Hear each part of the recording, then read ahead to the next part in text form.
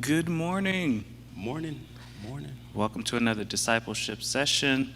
Eric, Richard, we are looking at the book of Ecclesiastes, chapter 7.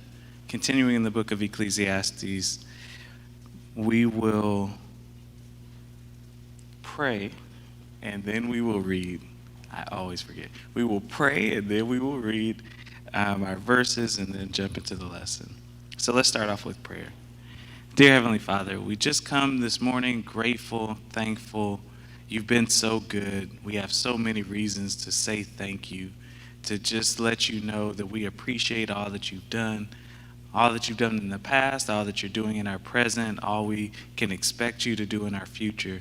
We just say thank you. Thank you for being good. We ask you to open your heart to us, allow us to see your heart in your word. Help us to recognize the message you're trying to get across to us. Help us to be made better, especially in terms of discipleship from this study today. Bless us, bless the people who are watching, bless the broadcast, wherever it may go. Bless your word. We just say thank you. We ask all these things in your son Jesus' name. Amen. Amen. So, Ecclesiastes, our lesson today, chapter 7, starts at verse number 11. And I'll begin reading there, verse number 11, Ecclesiastes chapter 7. The Bible says, "Wisdom is good with an inheritance, an advantage to those who see the sun. For the protection of wisdom is like the protection of money. And the advantage of knowledge is that wisdom preserves the life of him who has it. Consider the work of God. Who can make straight what he has made crooked? In the day of prosperity, be joyful, and in the day of adversity, consider. God has made the one as well as the other, so that man may not find out anything that will be after him. In my vain life, I have seen everything. There is a righteous man who perishes in his righteousness, and there is a wicked man who prolongs his life in his evil doing. Be not overly righteous, and do not make yourself too wise. Why should you destroy yourself? Be not overly wicked, neither be a fool. Why should you die before your time? It is good that you should take hold of this, and from that withhold not your hand, for the one who fears God shall come out from both of them. Wisdom gives strength to the wise man, more than 10 rulers who are in a city.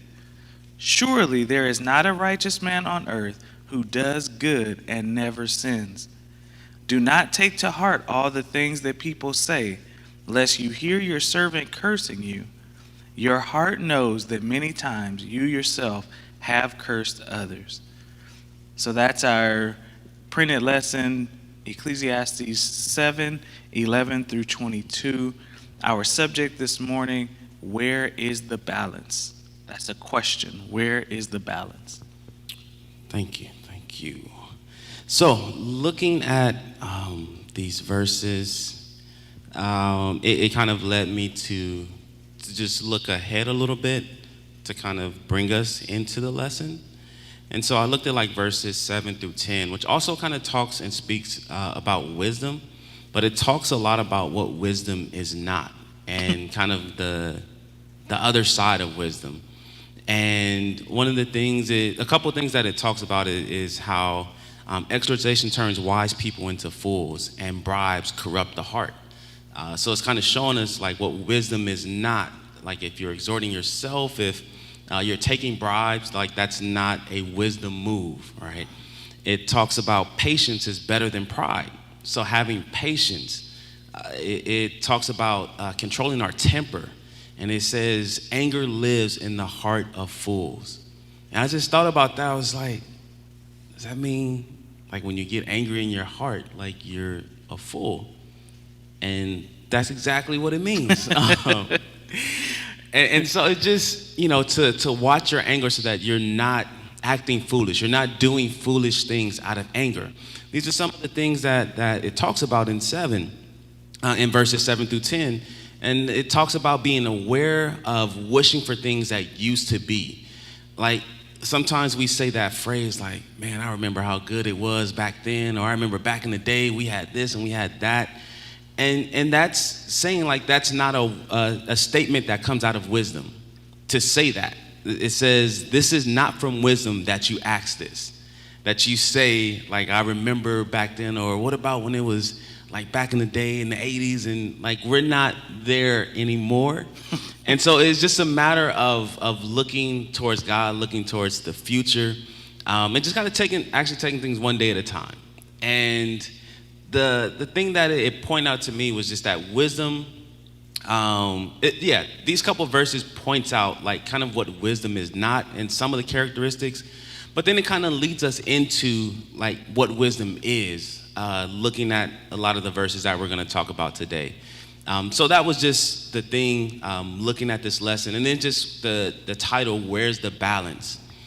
And we're going to talk about it later once we get into the lesson, but just the balance is, it talks about, later in the verse, it talks about righteousness, being overly righteousness, and being overly wicked. And it kind of brings about this balance towards us, and we'll talk more about it once we get down to those verses. Just in the way of kind of, again, kind of setting the context. One of the things that I think our discipleship guides do a really good job is confronting us with questions. And if you notice, as we've been going through Ecclesiastes, each lesson title for the book of Ecclesiastes has been in the form of a question. And it makes sense, it makes perfect sense, because the book of Ecclesiastes is continually asking questions. As Solomon is writing this, and again, he's writing almost from the standpoint of someone who is not a believer, someone who is not connected to God, it brings up all of these questions.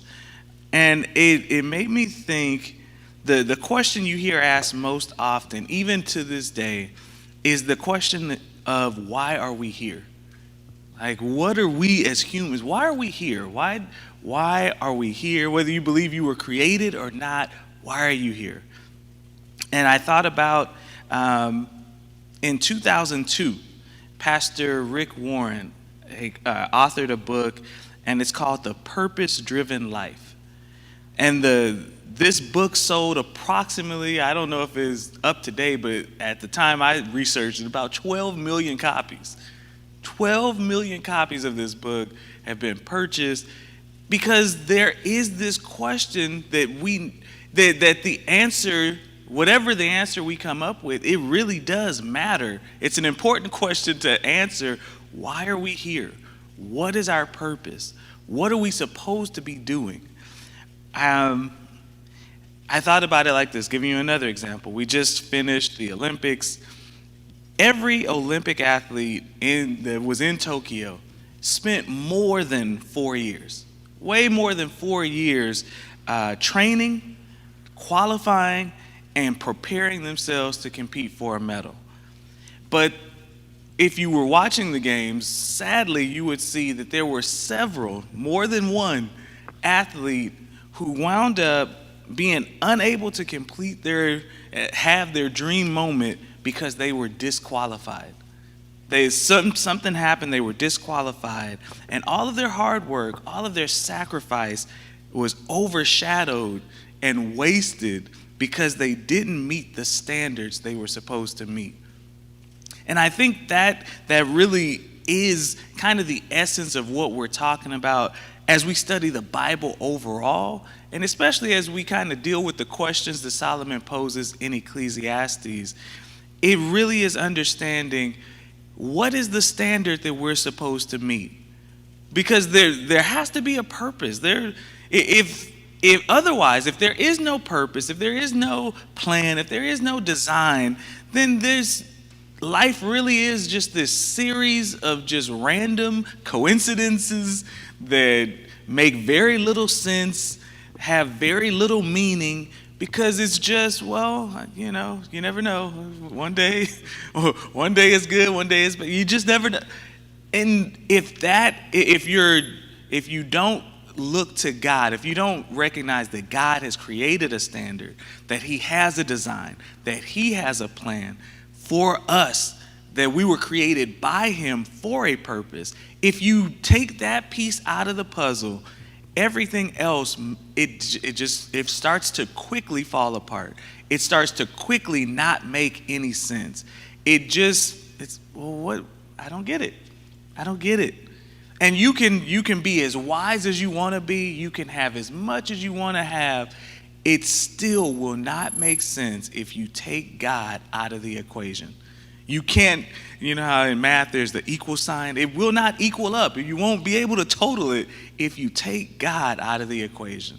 Life just, it's senseless. It's almost like algebra where they start introducing letters. Like, it's math. Where's these letters coming from? Solve for X. Anyway, yeah. Yeah. That's great point. Looking at the first two verses, it says, wisdom is good with an inheritance and an advantage for those who see the sun. For the protection of wisdom is like the protection of money, and the advantage of knowledge is that wisdom preserves the life of him who has it. And initially kind of looking at this and reading this, like, what is he saying? Like, what is he talking about? But after looking at it some more,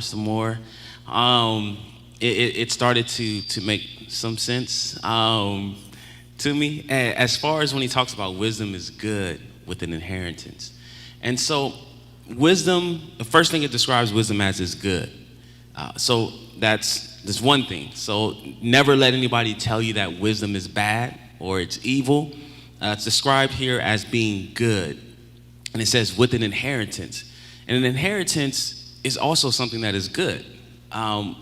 Inheritance blesses the person who receives it, right? Mm-hmm. Such as wisdom. Whoever receives wisdom is also blessed and their life is better, like with that. And so essentially it's an advantage, right? It helps you in this life if you have wisdom. It helps you in this life if you have an inheritance. Mm-hmm. And so and I started to look at, it says, for the protection of wisdom is like the protection of money.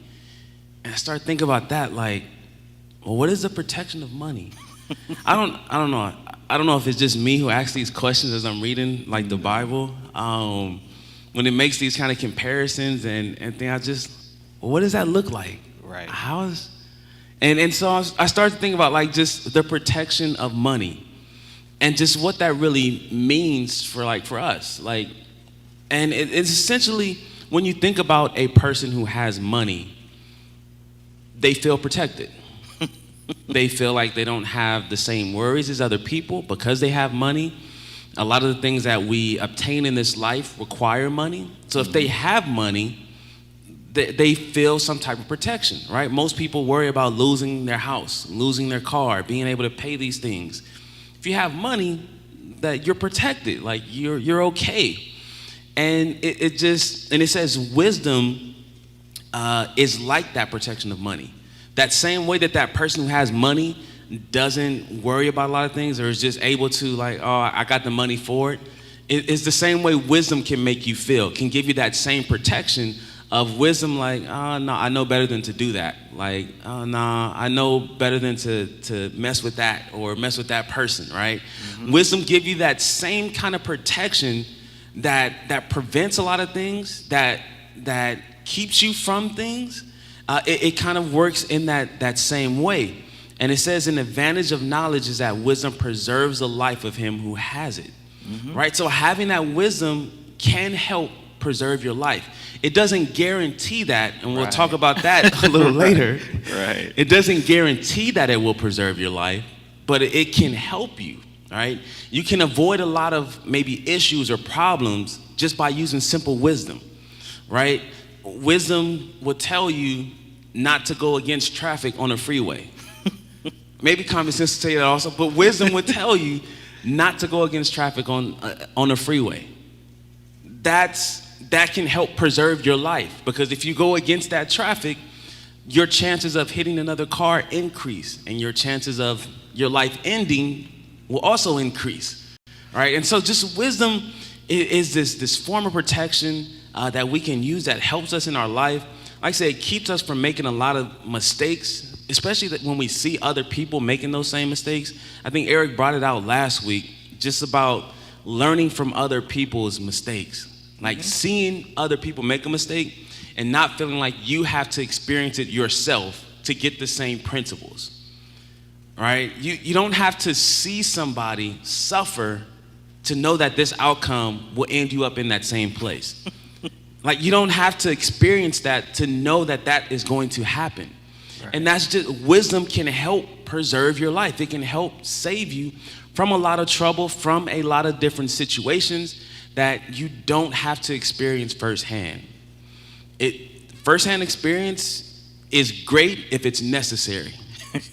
If you survive it. But everything doesn't take firsthand experience to learn from it. One of the things, and I'll pass it to you, playing sports, whenever there is a film session, whenever there are meetings, if you are not the starter, then you are especially paying attention to, even if you're a starter, you're still paying attention to the film, but if you are a backup, right, you're trying to earn a starting role, if they put you in the game and you make the same mistake as the starter made, like, that shows that you're not that wise. Because wisdom would tell you, okay, they just got chewed out for doing that. And if I go and do the same thing, why would I expect different results? Right. Like, what difference is it going to make for me to do it versus that other person? And so that's just, like, you don't have to be in that situation, make the same mistake. No, you can learn from the person in front of you, from the people in front of you, and see their mistakes and not make those same mistakes. Make a different mistake so that you can share that with somebody else behind you. Yeah. This lesson, the title, like you said, asking like questions, this title really, it stands out. Where is the balance? Because this question implies that there's some things that we're supposed to be balancing. What are those things? Give me some answers, Solomon. Don't just ask me questions.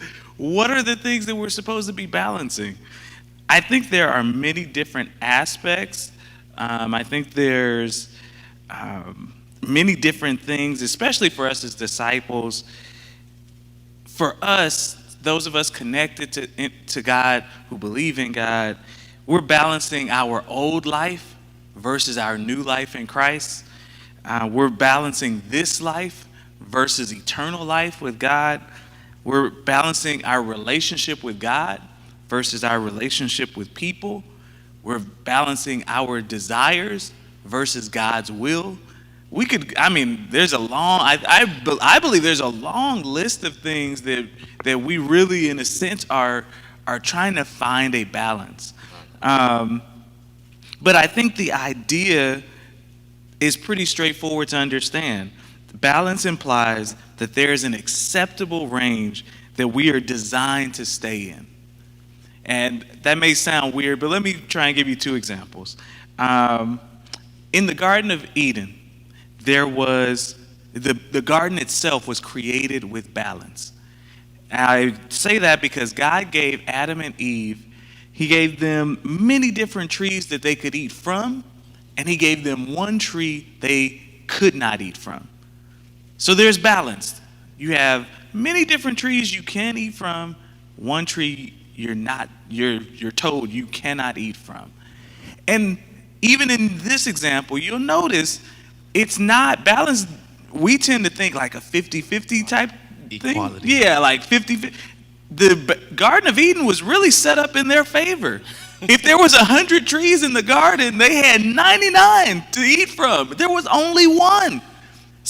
But there was still balance. There was, you can eat from these, don't eat from that one. It wasn't 50 trees you could eat from, 50 you can, no, one tree, don't eat from that one. The rest, all of the rest, you can eat from, all right? Sorry, what you said, it just brings a question. And I just think, like, did they go to, like, if there was 100 trees, they go to all 99. Oh, these are good. but I want that one. They probably, if I had to guess, they probably hadn't even tasted all the other trees. They were just like, he said, not that one, but that one looks like the best one. Right. But yeah. Sorry. No. I mean, that's kind of the thing, right? And then I'll give you one other example. If you've been following along with us in our morning high five, we've been reading through Deuteronomy. We recently finished Joshua. Now we're in the book of Judges. And in the promised land, God created a balance. And that balance was there was certain territory that was around the promised land. God told Israel, that land is not yours. Don't try and fight and take that land. You will lose. That land is not for you. I did not give you that land. So the land that I'm giving you, that's what you need to be concerned with. That's not your land that's around. Here's the land I'm giving you, right? But then if you've been following along with this, if you've been reading Judges, you'll notice even the land that God gave them, they didn't fully possess it. It was supposed to be all theirs. And they never really recognized, they never really lived out the fullness of the land they were given. And so, again, there's this balance, there's this range. And the idea behind all of this is that balance is all about making wise decisions. If you don't recognize the decisions that the decisions that are wise, if you don't recognize there are some decisions that God is presenting to you, and there's a very clear way He wants us to go. It's interesting because decision making is one of the places I think a lot of us really struggle the most, right? I was looking at this quote, one of my favorite sayings: the hardest decision we have to make in life is deciding whether to walk away or to try harder. And that's, I mean, in so many different situations, that is the choice that seems like it's in front of us. And wisdom is the only thing that keeps us from knowing the difference between persistence, which is something you should keep doing, and insanity, which is something you should not keep doing. But notice how similar they are. They're basically two sides of the same coin. There are some things you need to continue to do even though the results aren't changing. And there are some things you need to stop doing because the results are not changing. But it's only wisdom that will give you the difference. And here's the good news. Here's the great news.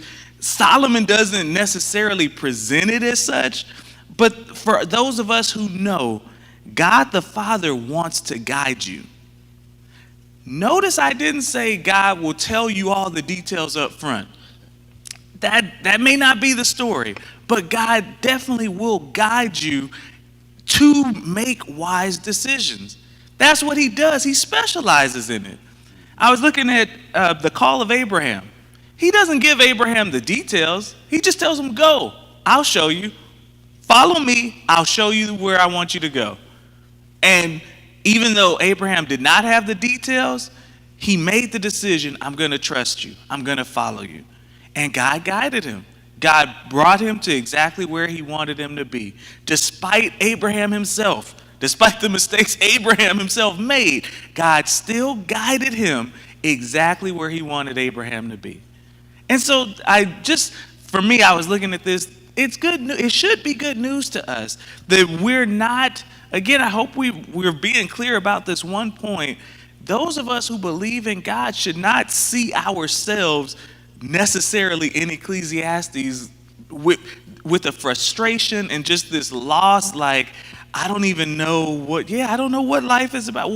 Where's the balance we're supposed to that should not be our story. It's not designed to be our story. But because this is real life. Let's be very clear. Many people have questions. Many people have these feelings and they just don't know what to do with them. We who belong to God, we who believe in God, We're supposed to know where to go to get these questions answered. There is a place, there is someone who will guide us, there is someone who has the answers, who wants to lead us. We just need to accept it. That most of our issue is I know God has a plan, but I don't like his plan. I think he doesn't incorporate enough of my plan into his plan, so I don't like his plan. That's our issue. But Yeah. One of the things I forgot to say, and you kind of talked about it a little bit, but I just wanted to make sure is in my notes. I just forgot. But it's as it talks about the security of wisdom. One of the things I wrote down is just the security of godly wisdom is greater because it provides us security not only in this world, but for the next life also.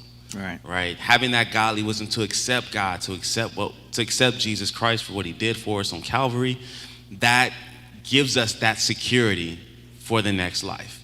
So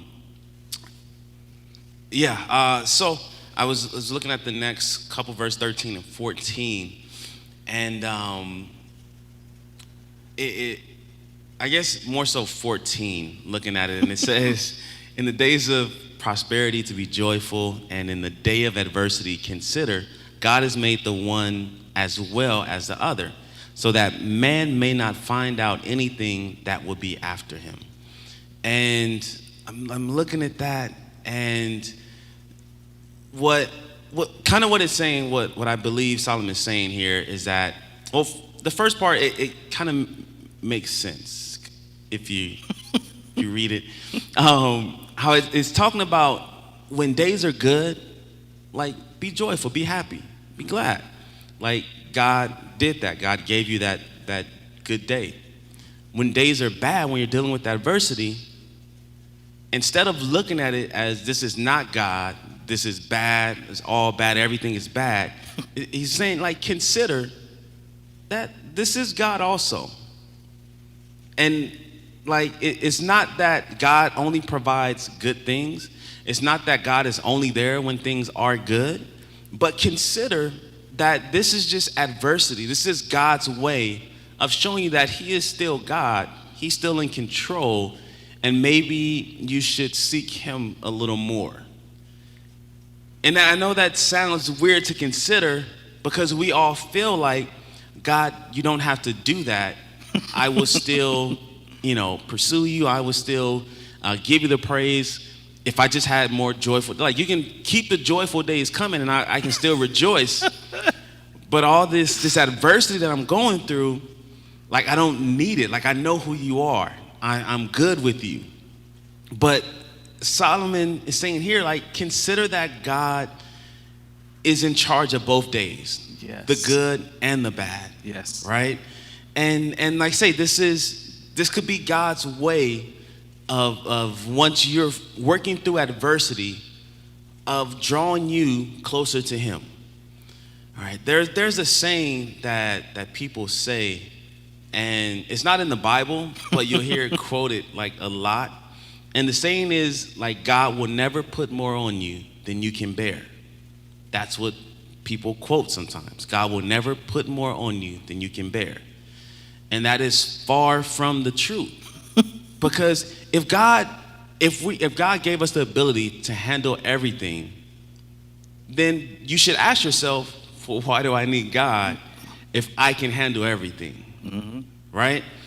And God does put more on us than we can bear because he wants us to look for him to help him bear the load, to carry the load. Right.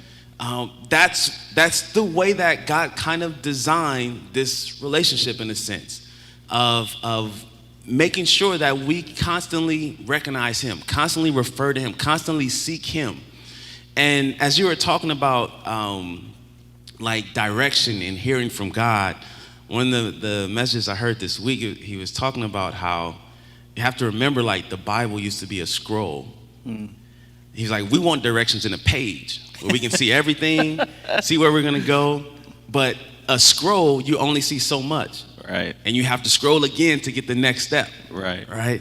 But that's, like I say, that's not the way that we want direction. I mean, even if me and my wife are driving, if she's telling me Don't get yourself No, in she's trouble. listening. She's okay. Okay. She's listening. All right. If we're driving and she's telling me like step by step, it's like it'd be better if you just tell me like where we're, even though I don't remember, like I just kind of want to know like maybe 2 steps in ahead.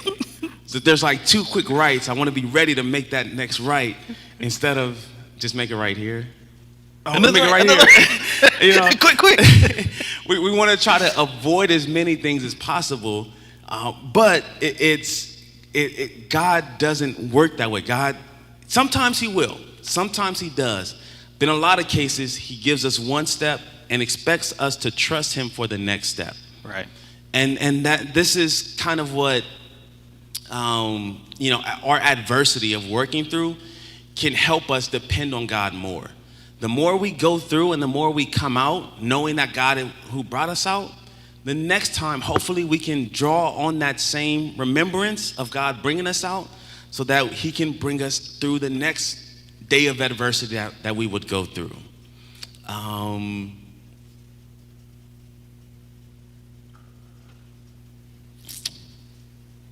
Yeah. To make sure you got it all. Yeah, and I believe 13 and 14 really do go together, part of the same thought. And it's such a simple phrase that he starts it with, consider the work of God. And that's a short, powerful statement, and I think it has a lot of layers. There's a lot of layers that you can kind of interpret that from, that you can look at it, different angles you can look at it from. One of the layers, it reminds me of what the kind of the contrast I was bringing out during our Word on Wednesday Bible study, and that some of us have become very unbalanced in our hearing, and what the information that we allow and we take in, we become very unbalanced. And I'm going to say this, and I'm being serious. I don't want you to think I'm joking. If you're already kind of dealing with depression, if you're dealing with anxiety, if you are if you're dealing with like just any kind of those negative emotions, frustration, one of I don't think it's really healthy, I don't think it's helpful for you to sit and watch the news. Like, watch a whole hour of news, which is really, there's no good news really being presented. The news is a television program. It has commercials, just like any other show. It has an agenda that it is trying to get across. They want ratings. They just want you to watch. They don't care how you feel afterwards. They don't care, they're not trying to make you better by watching. All they care about is you watching, all right? It is not designed to increase our faith. It is not. I have never watched any news program and they said reasons why you should hope, reasons why you should really be grateful, reasons why you should be happy about the future. It's always the opposite. These things could kill you. These things are approaching and we have no answers for them. These things, it's all negative. And so just the idea really, I thought about it like this. What would happen if you use that same 60 minutes to consider the work of God by reading the Word of God? Well, would that, I can't answer it for you, but would that be more helpful to us? I'm talking to those who are believers, because sometimes even those of us who are believers can get sucked in to this they're saying this, they're saying that. We talked about it, Psalm 3, that many are saying, and it's just, who are you listening to? Who is pouring into you? What are you allowing to be poured into your spirit, into your heart, into your mind? Because the truth is, for us who believe, we're supposed to consider the work of God. We're supposed to consider that God can do all things, that there is nothing that God cannot do. There is nothing beyond God's control. As you look at it, it reminds me of Romans 8:28. And the Bible says, and we know that for those who love God, all things work together for good, for those who are called according to his purpose. And I really believe that's the work of God that we should consider. That's God working. That is God allowing us to recognize and to know that he has a plan. And it leads us right into the next verse. His plan has room for both prosperity and adversity. He can use both. He knows how to expertly use both to make us better. And that's his work. That's what he does. His work is, Solomon said, who can make straight what he has made crooked? It's so interesting because it's some of the same things we see from the story of Job. That Job had to learn these same lessons, that God doesn't have to just be good. Like Richard said, God doesn't have to just, give me more prosperity, God. That's how I learn best. No, God is saying, I know how you learn best. And prosperity doesn't always develop you the way I want you to be developed. Sometimes I need to sprinkle in a little adversity.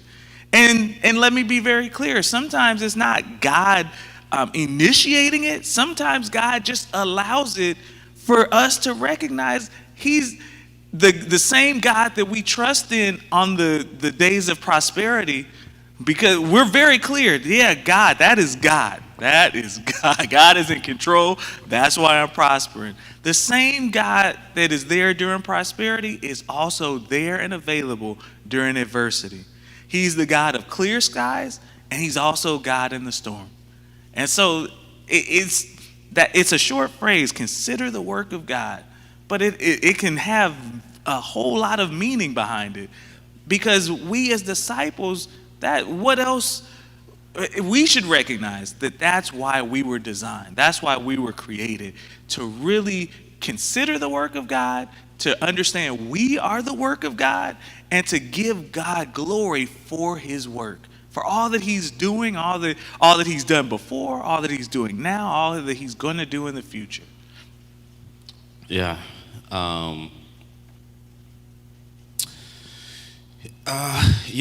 Those are great points that you brought out. Looking at the next kind of section, it kind of linked 15 to 18 together is one kind of section. And this is kind of where it talks about, the header for the book uses find balance. All right. And as we kind of been trying to point out, just this balance that we're supposed to be working through and living with, this talks about, so back in the Old Testament, there was this thought, or it was perceived as, if you are obedient, then you live long. If you are wicked, then you don't live long, right? And that was kind of the thought. That was the process.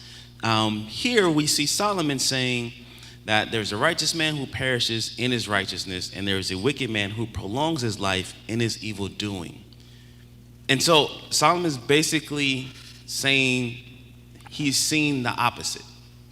He has witnessed the opposite of a righteous man dying, being righteous, like early, and an evil or a wicked man living a long life, longer than the righteous man.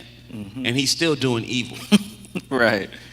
And I like it, when you think about it, like logically from our brain, this doesn't make sense. Right. Because you would think, like, if a person is righteous and they are living and pleasing God and doing what God has called them to do, why would God not want them on the earth? But why would God allow a person who is doing no good, causing more harm, to outlive the person who is doing good? Right. if you're a good God, why does your system have flaws in it? And this is what logically we would look at this, and this is what we would say. This system, there's something wrong here. If this person dies before this person, and this person, the wicked person, is not doing anything, like why would it work that way? God messed up. That's our conclusion. Yeah, God, you messed up. And this is what Solomon is trying to get us to see, is that there is no standard of righteousness that prolongs your life. Like, that's not the way that God set up his system. It's not based off of righteousness. It's not based off of wickedness. So logically we use that as a standard, but that's not what God uses as a standard for life. Great point. And so this is one of the things that Solomon is trying to bring out here. And I just, looking at it, thinking about it, it drew me back to Isaiah 55, 8 and 9, which is a very familiar passage. But it applies.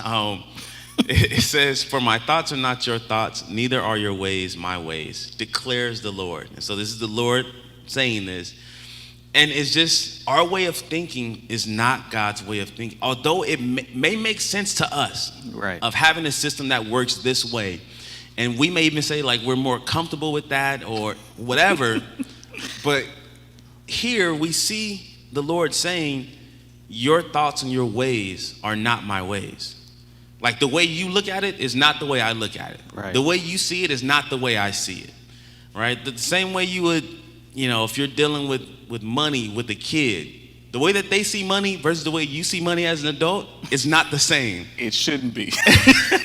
If it is, that explains a lot. Right? There's difference. They may want to spend the money on candy and ice cream. Like, I got to pay mortgage with this.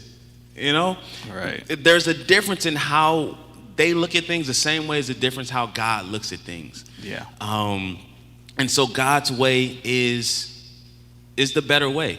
I can tell you that. I may not understand, but I can tell you it's the better way, because that's the God that we serve. He's a better God than my thinking. Man. That's a mouthful. Yeah. Yeah. And so the only other thing, I started to just thinking about some of these thoughts that Solomon's talking about. John the Baptist. Jesus considered John the Baptist the greatest man born of woman. That's what Jesus said. John the Baptist, I was doing a little research. John the Baptist lived, he was around Jesus, the same age. 6 months. 6 older. months. Uh-huh. And John the Baptist died in his 30s. Yeah. Jesus called him the greatest man born of woman, but he only let him live for like 30-something years. Right. But all these evil, wicked people that we read about in the Bible are living to be hundreds years old. Yeah. And it's just like, well, God, that doesn't seem right. That doesn't seem like, but that's God. That's his way of doing it. That's God's way of balancing things out. Like, God's balance is even different from the way that we look at balance. Yeah. And this is just, some of the things that just kind of came to my mind as I'm reading this and thinking about it. And it talks about being like overly righteous and overly wicked. And so just kind of using that obedience example of somebody, being obedient. It can get to a place of being kind of overly obedient when you're just doing it to try and prolong your life. When you're just doing it to try and live a long life. If your obedience is not out of the love of God, then it's not going to affect your life. You can try to be obedient as you want just to try and live a longer life, but it doesn't work that way. Like, it has to be out of love. And if the last point, and I'll pass it to you. Because it talks about the fear of God, and we have to respect. One, we have to respect His holiness. We have to respect His way of dealing with righteous and the wicked. Yeah. Because God deals with the righteous and the wicked according to His will. It's not up to us, but it's according to Him. And Yeah. if our purpose is to love God and response to His grace and love, we obey without making demands. So we obey Him whether we live a long life or whether we don't. Like, Yeah. we owe Him obedience. And we should be living balanced lives, avoiding extremes of moral self-righteousness and foolishness. Yeah. Great points. Because we live in a sinful world, there are many times where bad things happen to good people. And sometimes it really seems like living for God doesn't have much of a payoff. Like, that's just, I know we don't tend to vocalize that, but sometimes that's just the reality. That sometimes it seems almost like it'd be better to just do what I want to do, because those people seem like they are doing better than what I'm doing, trying to please God. And it's actually in Scripture. If you look at Psalm 73, the writer of Psalms says, I almost became jealous of people who were doing what they wanted to do, prospering. It seemed like they were prospering, and I know they weren't. They had no acknowledgement, no reverence for God, but it seemed like they were prospering. And he says, I was almost jealous until I considered their end. And that is, again, that is not something that Solomon explicitly states, but as believers, we are supposed to recognize. And like Richard was making such a great point, we recognize that God knows what He is doing. He knows why He allows certain people to leave this world. And part of the reason could be, again, we don't know all the reasons why. Some of it could just be the world is evil. There are many evil people who do evil things. And sometimes God protects the righteous, but sometimes He allows the righteous to fall at the hands of the wicked. That's just, if you needed a perfect example, look no further than Jesus Christ Himself, who was the ultimate perfect man. If you drop down to verse 20, Solomon says, surely there is not a righteous man on earth who does good and never sins. Well, clearly Solomon was not talking, because he is speaking as a non-believer here, he is not making room and leaving room for the one man who was righteous, who only did good and never sinned, which is Jesus Christ. And look at what was allowed to happen. He was allowed to be taken into the hands of evil men, and He gave up His life at the hands of evil men. And so it's not always for us to really try and understand, but one thing we should consider is that God, in His balance, I love how Richard said that, God has a balance that is much different from ours. We look and see, 30 years, I'm just thinking of this. John the Baptist lived 30 years here on the earth, right? But how long has he spent in eternity? And we don't really think about life like that. We think, his life was cut short. He missed out on so much. And we hear it at funerals. We try and say it to comfort, people who are grieving. But the reality is we really can't even comprehend or really fathom that maybe it's true that people who are connected to God, who leave this life, are actually much better off and would never want to I wish I had more time on. That would be the last thing that they would ever say or think or want. But in our mind, we look and go, they missed so much. They were cut short. It seems so wrong. It seems so bad. And God is going, you don't even recognize I have something way better. I have something so much better. But it's only because you only know this. All we know is what we can see. So this seems like this is the highest of the high. Right. But God is going, you don't even you don't even what I have in the back, you don't even. And I'm laughing, but I mean that really is, that's this thought. There is a wisdom that God gives to us who are so imperfect, who are so flawed, who are so, sometimes we can be so short-sighted. Like I'll use the example Richard used, a kid with money. If you're a kid with money, there's no tomorrow. There's no such thing as tomorrow. I don't have to wait for what?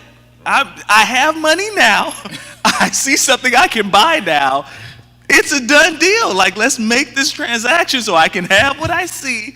I don't need tomorrow. I'll deal with tomorrow some other time. This amount covers that? All right, let me get that. That's all I care about. And in some ways, that's how our flesh, our human nature, that's how we operate. And we completely neglect the spiritual. We completely neglect that there is something beyond today. There is something beyond this life. There is something beyond what we think we know.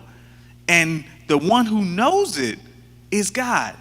And it's not as if God is in heaven constantly making mistakes going, who died? Oh my God, no, they weren't supposed to die yet. What? Angels, what are y'all? Who was this guardian angel? Because that angel was fired because he was not. That's not the scene. That's not what's happening. And as much as it hurts us, as much as when we feel like we are losing, when we are grieving, it just doesn't make sense. And I get it, like, because we have no concept, we have very little idea of a God who is completely just, who is completely righteous, who is completely holy. Even Job, who was so blessed and who was so close, you would consider he was close to God. He prayed to God all the time. But even he, once it turned, once he had to go through adversity, he struggled because he just couldn't fathom, like, how is God going to make this balanced? How is he going to make it right? And God's going, you just don't know. You just don't know. And I forgive you. I know that you don't know. I don't even, it's almost like at the end of our lesson, 21 and 22, when I think sometimes God listens to us and he doesn't take it personal because he knows, like, you don't know what you're talking about. Right. Like you're talking out of your pain, you're talking out of your hurt. You don't know what you're talking about. So yeah, I like the way you put that, just because it talks about, like, not taking things that other people are saying, like, too serious, not giving it any weight. Like the same way that you have talked about somebody else, like, people are going to talk about you. That doesn't make it true. That doesn't make it, a fact. But just be aware that the same way that it probably wasn't even intentional, maybe. But the same way that it happened and it came out of your mouth is the same way that other people are going to talk about you and it's going to come out of their mouth. And I like how you talked about just, speaking from pain or speaking from a place where you can't really comprehend everything right now. It's like, when death happens, like, we ask, like, why? But we don't know we don't have the full picture. We don't know, like, what God is orchestrating. We don't know his full details of his plan, like, in heaven. Right. We see a piece move or a piece leave, and we're like, God, you just messed up the whole, like, if we're playing a game, like, God, you just messed up the whole game. Like, right. I need that piece. Right. But God is over here building a whole nother better piece, or we don't know what he's doing. And so to question one move or to question one person based off of our little knowledge of a subject, of an area, it shows a lack of wisdom, right? Yeah. Because godly wisdom will give us the ability to be able to trust God, Yeah. to trust his moves. Even when we don't understand it, we should be wise enough to say, I don't know, but I know you know. And it sounds easy. Yes. Yes. I know it sounds easy, but we eventually have to get to that place. We should eventually want to get to that place to where we can trust God with our good, and we can trust him with our pain. Yeah. And so that what's that? Oh, just 19, and then that's pretty much it for me. Or it says, wisdom gives strength to wise men more than 10 rulers who are in a city. And like during this time, rulers in a city like signified wisdom. If you had like 10 people in your council, 10 people in your corner, like giving you like, no, don't do that, do this. Like that was like considered wisdom. The more people you had, the more wiser you seemed, because you had like smart people behind you, right? But what Solomon's saying here is wisdom gives strength to wise men more than the 10 rulers. So more than having a bunch of people in your corner, having God give you godly wisdom is worth more than however many maybe worldly or smart knowledge people you have around you. And I just thought that was interesting and good to know that numbers don't outweigh God. Man. Like, we see numbers and like, oh man, they have this and they have that, they have this much money, they have all this. But having godly wisdom can outweigh everything that another person has, everything that another person like that you see. We look at social media and we see these, and we talked about it after on Zoom. On Zoom, you need to join us on Zoom. Go ahead. We talked about just how all these people like want to be rich and famous. Like everybody's kind of like on and they're grinding, and I gotta do this, I gotta do that, I gotta be rich, gotta get my followers up, gotta get my likes up. And they get to this place and they realize they want to be normal. They want to be able to do normal things. Because once you reach a certain level, you can't be normal anymore. Right. Like you can't just go to the grocery store. Like that doesn't happen for a lot of celebrities. A lot of people, that's why you don't see them at the grocery stores. They send somebody else there, right? I was thinking even the one guy from Instagram, Sean King. Oh, yes. I saw Yes. he posted, and before he was just kind of a, activist, just kind of helping out. But now he has kind of reached this level, and not saying he was seeking it, but he ended up being pushed into it. Right. And he's at this level now to where he was talking about how his wife just bought a new house. And he was saying how his address to his new house got published online on the internet, and now he can't even send his kids out to play. Right. Like he can't even enjoy the new house, the blessing that was given to him, because he's at this level now that was kind of maybe pushed upon him, and he can't even enjoy it. Right. Because he's at, like everybody's trying to get to this point, but once you get there, like you don't know what comes along with it. Right. Like you don't know what these people are going through. You don't know how they're handling depression, sickness. Like we don't know these. All we see is highlights on social media. Right. And that's not what we should be trying to chase after and strive after, but we should be using our godly wisdom to draw closer to God, to live a life that pleases God. Yeah. Well, great points. I think that might be the perfect point to end on, to just recognize God. For all the things that we don't know, wisdom is trying to suggest to us, you don't need to know everything. You need to know the one who does know everything. That may be the wisest thing that we as believers will ever mature to, will ever figure out. I may not ever know the things I want to know, the things I think I should know, but all I really need to know, the one thing that's necessary for me to know, is the one who does know everything. And as long as our lives please him, if I could just get to a place and to a point where my life lines up with his standard, whether the world ever celebrates me or not, whether people ever celebrate me or not, if my life can just line up with the standard God has set, not what anyone else says. Oh, Eric, you're supposed to. This is what you're supposed to do. This is what it's supposed. If I can just reach the standard that God has set, that's wisdom. That's me doing the very best thing I can do with my life. Whether I attain anything else, if I can just make sure that I am in line with what God has said. Because think about it. What does it profit? Jesus said, what does it profit a man to gain the whole world and lose his soul in the process? Give up in exchange for your soul. You gain everything and you have it for 15 minutes.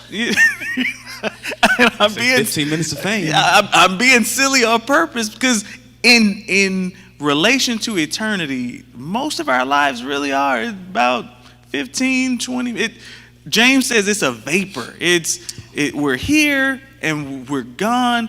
And for the vast majority of us, I mean, and there's no shame in admitting it, for the vast majority of us, outside of our family, who really remembers? Who knows? Who were you to the world outside of your family? But again, what's the standard? I think when we ask where's the balance, the question is what is the standard that God has for my life? Because as long as I reach that, everything else, he will direct me to be balanced. He will direct me to know you can worry about this you don't need to worry about. Just follow me here. You don't need to get their approval. Just meet my standard. If we can just meet his standard, we'd have so much more mental health. We'd be so much more rested and focused. And again, we're like you said, I know we're saying it, and it's very easy to say. Mm-hmm. It is challenging to live out. But if we recognize that's the challenge that God has placed in front of us, and that he has every intention and every desire of helping us, of leading us, of guiding us, empowering us, he's stacking the deck in your favor to do it, then it doesn't seem so daunting. It doesn't seem so, oh man, I'm set up to fail. No, you're not set up to fail. You're set up to win. You're set up to conquer. Victory, Jesus already achieved victory. All you have to do is live in it. Yeah. Believe it. I could keep going, but we have to get to Zoom. Yes. Thank you so much for joining us this week, all the previous weeks if you've been with us. If it's your first time, thank you for joining us. We will transition to Zoom. You see it in the comments, hopefully. Next week, Ecclesiastes chapter 9, verses 1 through 10. Ecclesiastes chapter 9, verses 1 through 10. Anything else?